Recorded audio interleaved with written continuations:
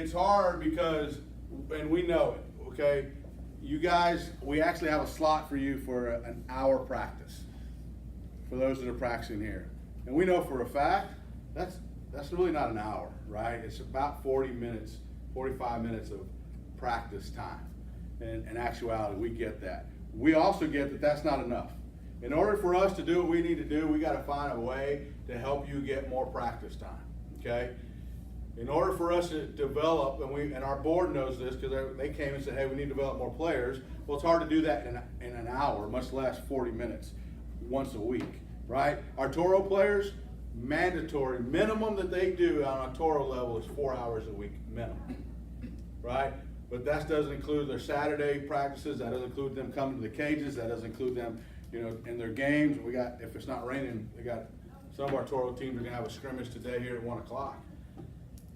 So those guys are getting about 6 to 8 hours a week of baseball, and that's how you get better. Baseball is a repetition sport. The more you repeat it, the better you get at it, right? And so we got to find a better way to do that for you guys. And we want to let you know that not only has the CRL staff come to me and said, hey, we need more time, but we as an organization have come to our leadership and told them we need to find more time. And so it is a priority for us to do that. Now, I don't want to guarantee you anything, but let's let you know we're in the process of trying to figure that out in the spring. And so there might be a chance that we can get to the point where you're practicing twice a week. Now, that doesn't mean that you can't do that now. We're giving you your practice times and your spots, but if you want other practice times, you want to come to the cages, or just feel free to ask Juan or Amanda, say, hey, are the cages open, or can I get on the field? Our Toro coaches are pretty good about, the only one that's hard to work on is when our 13s and 14s are on the big field. Those guys can hit the ball a long way, and it gets dangerous when you turn your back. But our younger teams, when they're on the AstroTurf field, or when our softball teams might be on there might be room in the outfield for you guys to do that. Not guaranteeing, but just if you need extra work. Also, the schools are a great spot. Both Hollybrook has it, Edgewood has a little space. I think all the elementary schools though do, or some elementary schools. I talked to Miss Marr, the PE coach at Buffalo Creek, and she said they have a place too. And so there's places for you to go. There's teams here that have done that for a while now. Get their one practice and then they go. If you want to do that, we encourage it. We will try to help you as much as we can. But for now, that's what we're stuck with. Okay? So it's important for us then, if we're going to do that, in our practice or our time management, number one is to have a practice plan. Okay? Prepare before you even get there. Have a plan. I learned how to become a better coach when I became a teacher. So I started coaching in a private school before I became a teacher in a private school. I had to go get alternative certified. I became a high school math certified teacher. And then they gave me this thing called lesson plans. And I had no clue. In the first month and a half, I hated lesson plans. I still hate lesson plans for teachers. Different for a PE teacher. I learned that when I became a PE teacher. It was awesome. But it got me more focused on what I needed to do. And I'm telling you, a practice plan is having a plan before you step on the field to know exactly what you're going to do every single minute of your practice. And if you can have that plan in place, you'll be a lot more effective in what you do. It's the hardest part about baseball. What makes baseball boring? And again, I thank my dad and Coach Fox and all those guys that coached me. But the worst practice in the world is to have 11 kids in the outfield, one kid hitting, and a coach trying to throw it to him. He get his 6 swings in and then rotating it. That's the worst. It doesn't excite the kids. They don't get the reps that they need to get. It's just not the way to work a practice. So we want to have a practice plan. And in that practice plan, it's going to help us with time management, okay? Without a plan, you fail. We set up our practice plans, and to give you an example, our Toro coaches have to turn a practice plan to me in every Sunday for their 2 practices. They send me their thing. And it looks like it's an Excel spreadsheet, and it's 7 o'clock, 7:10, 7:20, 7:30, 7:40, 7:50, 8 o'clock, 8:10. And it breaks it down by every 10-minute increment what's going on, okay? Now, let me give you a hint for you. You need to think about a 40-minute practice. And for you to break up a 40-minute practice, the best way to do it is to break it up 20 minutes of offense, it's hitting, right? And 20 minutes of defense. Now, If you just set one kid up and have a kid pitch at him and throw, it's going to take you 30 minutes to do that. What we suggest is when you get into your time management, you're doing your 10-minute increments, it's the best thing to do is to break them up and to put them in drills. You do not need game situation yet. You need drills. Playing catch. If a team can play catch, they'll win a baseball game. Just by playing catch, right? T-ball, if that guy can pick it up and throw it to first base or pick it up and throw it to the pitcher, and the pitcher catches it or the first, you win. You'll win the game. Minors, if a kid can get a ball and the outfielder can catch it and throw it to second base, you'll win the baseball game, right? So a lot of coaches tend to spend time on game situations. Okay, I'm gonna hit the ball here, where do you run? No, I would work on drills. And if you break it up in your 20 minutes of offense, right, then you can set up 3 stations or 8 stations if you got enough coaches, right? Don't be hating, right? If I had that many coaches, I'd be doing the same thing. Now, if it's only you, then you're gonna have to learn how, you can still set up multiple stations, you gotta just learn how to set it up correctly, right? If I'm only one coaching a T-ball team and I wanna do 3 hitting stations, I have a station here, have a station here, and I have a station here, and I'm in the middle. Okay, do this, good, your turn, good, your turn, good. And then I would just continue to rotate them, right? So even if you're by yourself, it's better to do individual drills than it is to try to get everybody together and you try to do this whole big thing with the big circus of kids, okay? So you have to have good time management. Now, we break it up, Coach, what do I do in those? Well, that's what those things I'm talking about. We're gonna start doing some YouTube videos. Here are some drills, right? Here's a couple little hints when you start setting this up. It would be awesome if you could get every kid to swing 50 times at a practice. It'd be awesome if you get every kid to touch a ball with his glove and throw it with his hands 50 times. At this age, at this level, for the 40 minutes you have, that's what you're shooting for.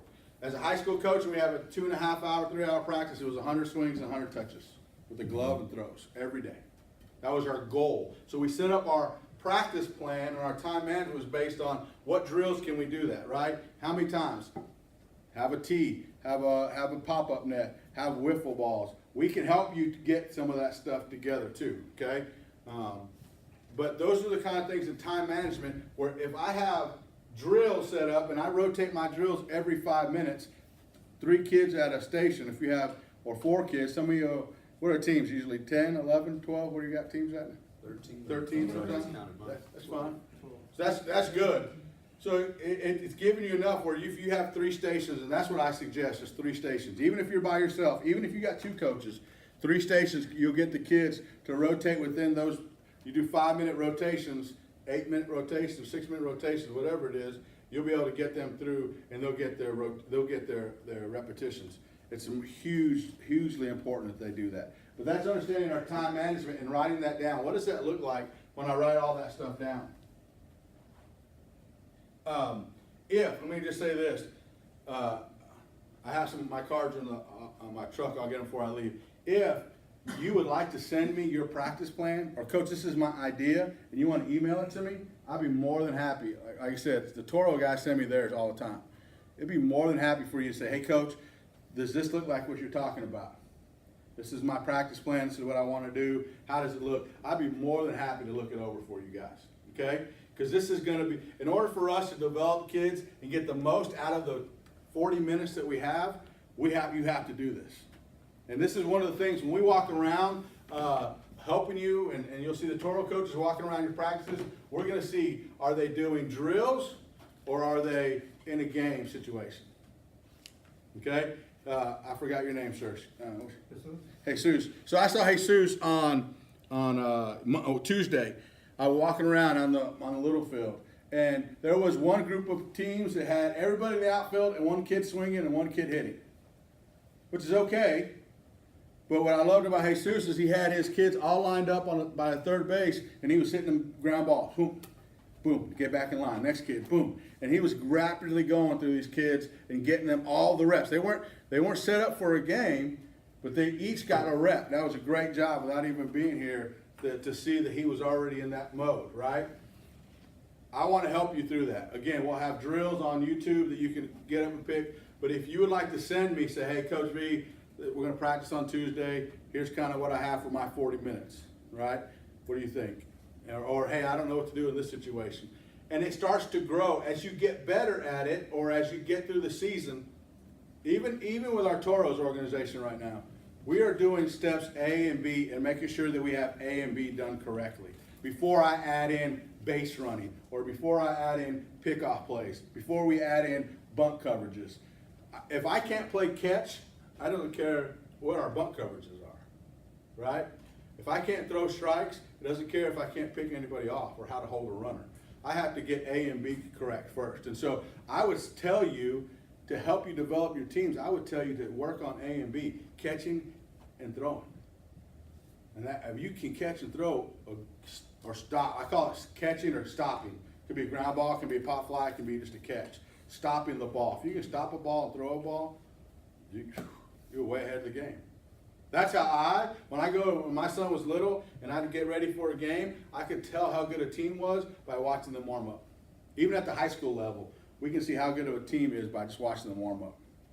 If they can play catch and they got guys throwing it and their technique's right, I can say, this is going to be a game. Or if they can't even play catch, I'm like, we got this. We're going to be in better shape. So you got to really focus on those things. Again, if you have any questions, and I'll make sure I get my cards for you here in a little bit, email me. Hey, Coach V, this is my idea. Here's what I was thinking. I would love to help you understand this. Again, trying to get them to get, all their swings and all of their touches. When I talk about a practice plan, we as coaches on Toros, our practice plan starts with warm-ups. And we are there babysitting our kids. High school kids, not so much. When high school season starts, we'll be there for the first two practices to make sure, when we're literally there when they're stretching, when they're doing their stretch. We're watching. Then as high school kids, after about the second week, if they're not doing it on their own, they don't need to be on the high school baseball team. But the little kids, our little Toros, you'll see our coaches, they'll have the cone set up, they're there with them, stretching them the whole entire way. Because every aspect is important. Playing catch. Again, then we go back to, it's going to be hard, they're going to fail. I believe in you. You can do this.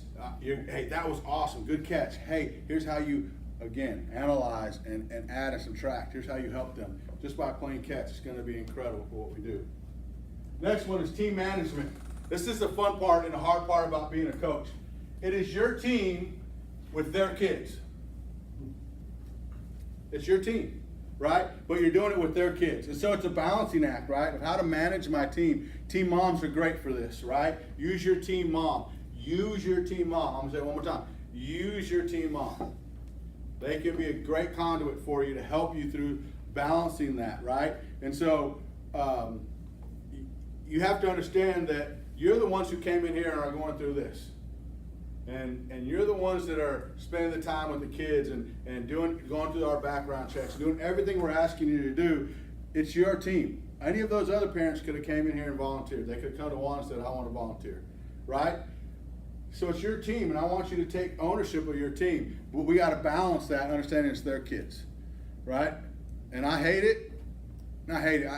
It's hard to get our community to understand that if you're a young baseball family, it's something that it's new when a coach gets involved. It's hard to learn the process, but you're gonna have to do it. You'll have some parents that will call you and say, Billy's not coming today because he got grounded. He got grounded at school, or he got a bad report on his mark. Okay, you got to balance that. You got to understand how that process goes, right? But I just want you to not be afraid to understand that it's your team and you need them together in order to operate.